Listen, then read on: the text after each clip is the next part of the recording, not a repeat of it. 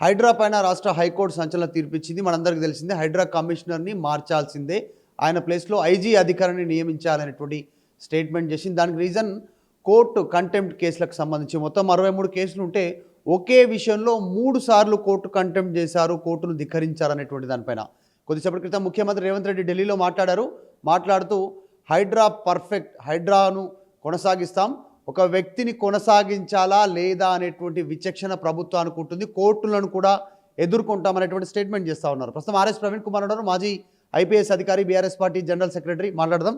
RS Praveen Kumar గారు, ఢిల్లీలో ముఖ్యమంత్రి ఉన్నారు, కోర్టులను కూడా ఎదుర్కొంటాం, ఒక వ్యక్తిని ఎక్కడ నియమించాలి లేదు అనేటువంటి విచక్షణ ప్రభుత్వం అనుకుంటుంది, కోర్టులను ఫేస్ చేస్తామంటున్నారు.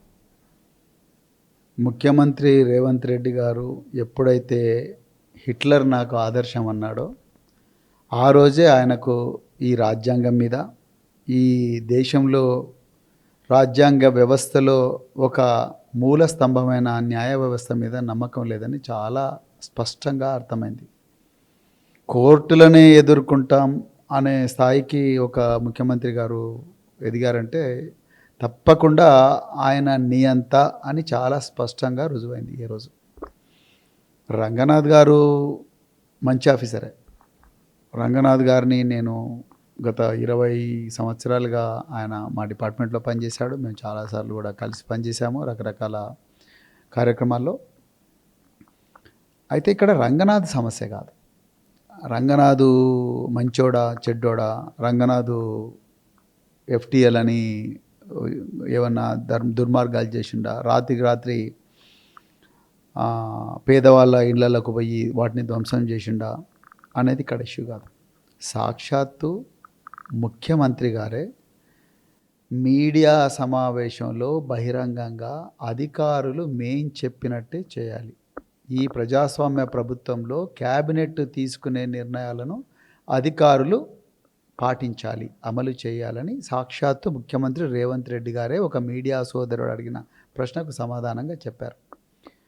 అలాంటప్పుడు కేవలం ఈ విషయంలో రంగనాథ్ నొక్కనే ఏకాగ్రత చేసి చూడడం అనేది కరెక్ట్ కాదు. ఇక్కడ నిజానికి హైడ్రా ఎవరు సృష్టించారు? జీవో నంబర్ 99ని ఎవరు తీసుకొచ్చారు? జీవో నెంబర్ 99లో ఉన్న మార్గదర్శకాలు ఏమిటి?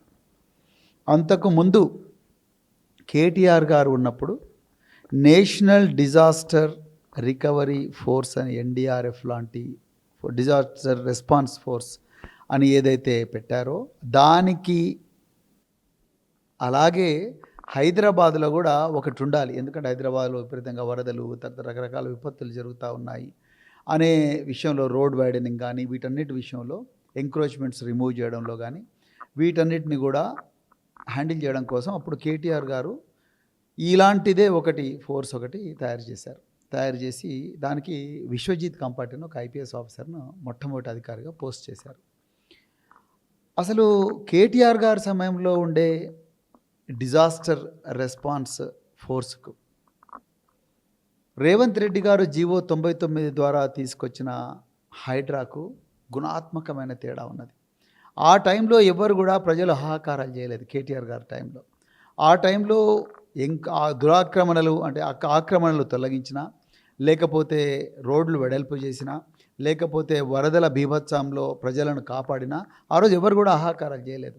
కానీ ఎప్పుడైతే జీవో 99 వచ్చిందో, దాని ద్వారా హైడ్రా అనే సంస్థను రేవంత్ రెడ్డి గారు సృష్టించారో దానికి రంగనాథ్ అనే ఒక అధికారిని పెట్టారు. రంగనాథ్ కాకపోతే ఇంకొక గోపినాథో, లేకపోతే ఇంకొక వజ్రనాథో, లేకపోతే ఇంకొక ఆఫీసర్ వస్తాడు, అది పెద్ద ఇష్యూ కాదు.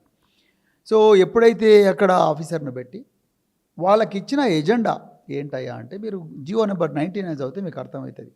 హైదరాబాద్ మహానగరంలో విపత్తులు వచ్చినా, లేకపోతే ఇంకేమైనా వరదల బీభత్సం వచ్చినా, లేకపోతే రోడ్ల మీద ఎంక్రోచ్మెంట్స్ ఉన్నా ఇవన్నీ కూడా తీయాలి, అదేవిధంగా చెరువులను కూడా కాపాడాలి, ఇవన్నీ కూడా వచ్చిన దాంట్లో ఉండే ఆబ్జెక్టివ్స్.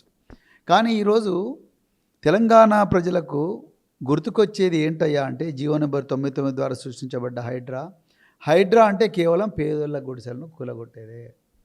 హైడ్రా అంటే కేవలం చెరువుల ఎఫ్టీఎల్ పరిధిలో ఉన్నాయని ఏవైతే ఇండ్లు ఉన్నాయో ఆ ఇండ్లను కూలగొట్టేదే. హైడ్రా అంటే ప్రభుత్వ భూములను ఆక్రమించుకున్నారని పేదోళ్ళ గూడునంత కూలగొట్టి ఆ భూముల చుట్టూ ఫెన్సింగ్ వేసేదే అనే భావన ఎందుకు వచ్చింది? అది మొదటిది. రెండవది, హైడ్రా వ్యవహరించిన తీరు. శుక్రవారం నాడు కోర్టులన్నీ బంద్ అవుతాయి.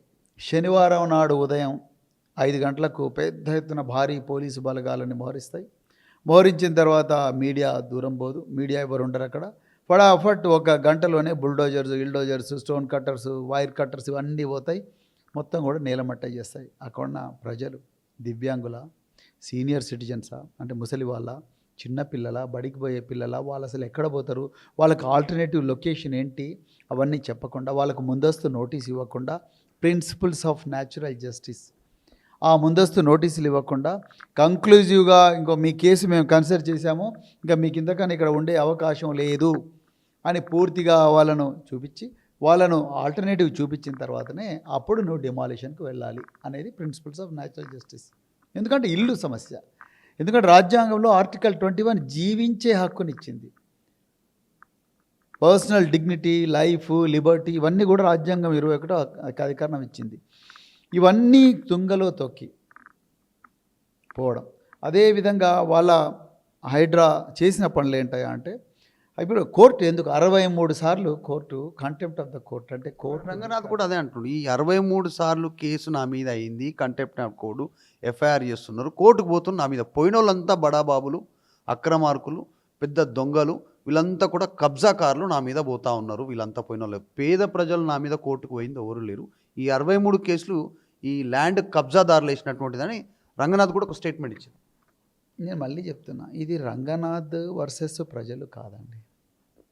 ఇది హైడ్రా, రేవంత్ రెడ్డి సృష్టించిన హైడ్రా, అవతల వైపు ప్రజలు. అవునండి, వాళ్ళు ధనవంతుల లేకపోతే పేదవాళ్ళ అనేది కాదు ఇక్కడ. నువ్వు ప్రొసీజర్ ఫాలో అయ్యావా లేదా, వాళ్ళకు సరి అయిన ఆపర్చునిటీ ఇచ్చినావా లేదా, వాళ్ళ బాధను వాళ్ళు చెప్పుకోవడానికి నువ్వు ఆపర్చునిటీ ఇచ్చినావా లేదా, వాళ్ళ నేను ఎందుకంటున్నా అంటే ఒక ఖైదీని ఉరి తీసేటప్పుడు కూడా నీకు చివరి కోరిక ఏంటి అని న్యాయస్థానం అడుగుతుందండి. ముఖ్యమంత్రి ఢిల్లీలో కాస్త ఈరోజు చాలా ఆగ్రహంగా మాట్లాడినట్టు కనిపిస్తుంది. వీడియో చూడండి మీరు, చాలా అగ్రెషన్. 2 రోజుల నుంచి 3 రోజుల నుంచి ఆయన ఢిల్లీ పర్యటనలో ఉన్నారు కాబట్టి ఏఐసిసి నాయకులతో వరుస భేటీలు ఉన్నారు. మీడియా అక్కడ డైరెక్ట్గా అడగడంతో డైరెక్ట్ వీడియో బయట ఉంది, మాట్లాడారు. చాలా అగ్రెషన్, చాలా సీరియస్గా మాట్లాడినట్టుగా అనిపించింది. ఈ మధ్య కాలంలో అంత సీరియస్గా రేవంత్ రెడ్డి మాట్లాడినట్టుగా కనిపించలేదు ముఖ్యమంత్రి ఆ స్థాయిలో. ఆయన డబ్బులు పెట్టి దొంగ ప్రచారం చేస్తూ ఉన్నారు సోషల్ మీడియాలో, హైడ్రా మీద తప్పుడు ప్రచారం చేస్తున్నారు. ఒక మంచి నిబద్ధతతోటి భూములను కాపాడడానికి, చెరువులను కాపాడడానికి, కుంటలను కాపాడడానికి, అక్రమార్కులను అక్కడ నుంచి వెళ్ళగొట్టడానికి తీసుకొచ్చిన ఒక నిబద్ధతతోటి తీసుకొచ్చింది హైడ్రా అనేటువంటి. చాలా అగ్రెషన్లో అసలు చాలా ఆవేశంగా మాట్లాడినట్టు కనిపించింది. చూడండి ఆయన వీడియో కూడా నేను చూస్తాను. రేవంత్ రెడ్డి గారు ఆ ఆవేశంగా మాట్లాడడంలో నేను ఇక రేవంత్ రెడ్డి గారి గురించి ఎంత తక్కువ చెప్తే అంత బెటరు. ఆల్రెడీ చాలా పత్రికల్లో వస్తుంది, ఏఐసిసి పూర్తిగా ఆయన మీద అసంతృప్తితో ఉంది. ఆయన వ్యవహార శైలి కానీ, లేకపోతే ఆయన పరిపాలిస్తున్న తీరు కానీ, ప్రజల నుంచి కాంగ్రెస్ పట్ల పెళ్ళుబుకుతున్న తీవ్రమైన ఆగ్రహం కానీ, వీటన్నిటి మీద కూడా చర్చ జరిగిందని రకరకాల ప్రసార మాధ్యమాల్లో చూశాను. దానివల్ల ఆయనకు ఒక రౌండ్ క్రిటిసిజం అయిపోయింది. దానివల్ల మరి అసంతృప్తితోనో లేకపోతే దిక్కుతోచక బయటకు వచ్చి ఆ కోపం అంతా ఎవరి మీద వెళ్ళగక్కాలి కాబట్టి బీఆర్ఎస్ పార్టీ మీద వెళ్ళగక్కుతా ఉన్నాడు ఆయన. మొదటిది. రెండవది, ఇప్పుడు మీరు అన్నారు పెద్ద ఎత్తున డబ్బులు పెట్టి సోషల్ మీడియా ద్వారా మమ్మల్ని బదనాం చేస్తున్నాము, హైడ్రామ్ను బదనాం చేస్తున్నారు అన్నారు. ఓకే, సోషల్ మీడియా ద్వారా నీ మీద ఒకవేళ అసత్య ప్రచారం జరిగింది అనుకుంటే మరి కోర్టు ఎందుకు తప్పుపడుతుంది? కోర్టుకు సోషల్ మీడియాకి ఏం తప్పు? కోర్టుకు సోషల్ మీడియాకి ఏం సంబంధం? కోర్టు ఏం చూస్తుంది? కోర్టు ఏం చూస్తుందయ్యా అంటే నువ్వు రాజ్యాంగం ప్రకారం పనిచేసినావా లేదా, నువ్వు చట్ట ప్రకారం పనిచేసినావా లేదా, అవతలి వ్యక్తికి నువ్వు సరి అయిన ఆపర్చునిటీ ఇచ్చినావా లేదా. ఇంకా కోర్టు ఏం అడిగింది? రెవెన్యూ డిపార్ట్మెంట్కి కానీ, అదేవిధంగా మున్సిపల్ అడ్మినిస్ట్రేషన్ కానీ, హెచ్ఎండిఏకి కానీ, లేకపోతే ఇంకా ఇతరత్ర డిపార్ట్మెంట్లో కూడా విజిలెన్స్ సంస్థలు ఉన్నాయి. ఈ ఉల్లంఘనలన్నీ కూడా ఇరిగేషన్ డిపార్ట్మెంట్, మైనర్ ఇరిగేషన్, వీటన్నిటిలో కూడా విజిలెన్స్ డిపార్ట్మెంట్ ఇంజనీర్స్ ఉంటారు కదా, వాళ్ళందరూ చేసే పని అంతా కూడా కేవలం ఒకటే సంస్థ హైడ్రా చేస్తుంది. అదేమన్నా సూపర్ గవర్నమెంటా అని చెప్పి కోర్టు అబ్జర్వ్ చేసింది. మరి ఆ విజిలెన్స్ అంతా ఏమైపోయింది? మరి విజిలెన్స్ అయిపోతే ఇప్పుడు ఓవైసీ వాళ్ళ స్కూలు ఎందుకు టచ్ చేయలేదు మీరు?